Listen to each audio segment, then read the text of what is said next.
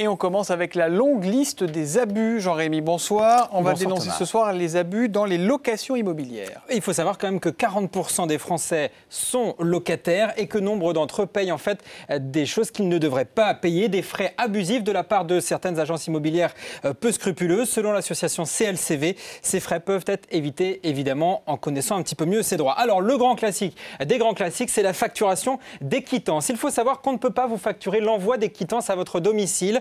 C'est même pas au prix du timbre, c'est interdit. Cette petite ligne, la frais d'envoi, 1,55 €. Ça arrive pourtant ou quel souvent, que ça. soit. Voilà, ça arrive très souvent. Attention cependant, parfois il n'y a pas marqué frais d'envoi, parfois il y a marqué frais annexes, frais administratifs ou frais de chancellerie. Qu'importe le nom, l'envoi ne peut pas être facturé. Ça, c'est pour l'envoi, c'est quelques euros. On voit là 1,55 € sur un loyer de 423 €. Il doit y avoir d'autres arnaques qui, évidemment, coûtent plus cher, beaucoup plus cher. Un autre qui est un grand classique qui est assez méconnu, c'est l'état des lieux. On ne peut pas vous faire payer un état des lieux, que ce soit en entrée ou en sortie. On voit parfois des factures qui vont jusqu'à 100 €. Non, non, c'est interdit. La seule situation, la seule exception, c'est s'il y a un litige et que vous faites venir un huissier. Eh bien, dans ce cas-là, eh bien, le coût est partagé entre les deux parties. Mais encore une fois, c'est à cette seule exception. On imagine que la liste des frais illégaux est interminable. Elle est assez interminable, effectivement. On parle de frais de clôture, de frais d'archivage, de chèques de réservation. Par exemple, un chèque de réservation pour mettre une option sur un appartement en location, ça c'est interdit.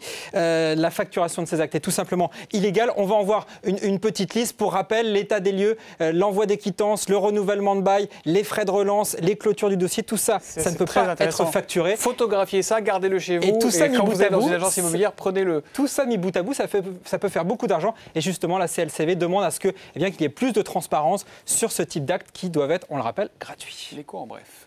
Et on parle d'une hausse du prix de l'électricité de 30% en 5 ans. C'est selon les Échos à lire demain. Le scénario étudié actuellement par EDF. Une hausse d'environ 5% par an liée à la réforme du marché de l'électricité et surtout aux taxes pour soutenir le développement des énergies renouvelables. Évidemment, on attend la réaction des associations de consommateurs. Le feuilleton Parmalat, il continue en Italie. Malgré les nombreuses réactions politiques et industrielles dans le pays, le français Lactalis continue de grimper au capital de Parmalat. Il détient désormais 29% du conglomérat italien. Et puis en France, le gouvernement, il revient à la charge dans le dossier Yoplait, racheté, vous le savez, en partie par l'américain General Mills.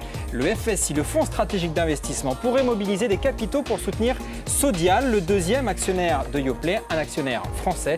Une approche qui fait réagir le syndicaliste François Chérec. Je pense que cette approche du gouvernement, excusez-moi, elle a l'air un peu ridicule. Yoplait, l'important, c'est pas la nationalité du fonds qui rachète Yoplait, c'est son comportement.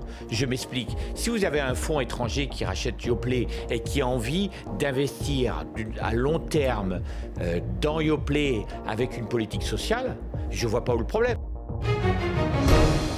Et l'écho en plus ce soir, c'est le fisc qui s'inquiète des cigarettes qu'on achète à l'étranger. Vous savez qu'une cigarette sur 5 fumée en France a été achetée à l'étranger. Un bilan évidemment qui n'est pas neutre pour les finances de l'État. Un chiffre, 2 milliards d'euros d'évasion fiscale, un manque à gagner pour le fisc selon l'Observatoire français des drogues et des toxicomanies. Ça représente donc beaucoup d'argent qui donc ne tombe pas dans les caisses de l'État. Ce qui est intéressant, c'est que la première fois qu'un organisme public confirme des estimations qui avaient d'abord été faites par les fabricants de cigarettes et les buralistes. On rappelle que c'est aussi autant en moins pour la sécurité sociale. Évidemment, merci Jean-Rémy Baudot. Merci.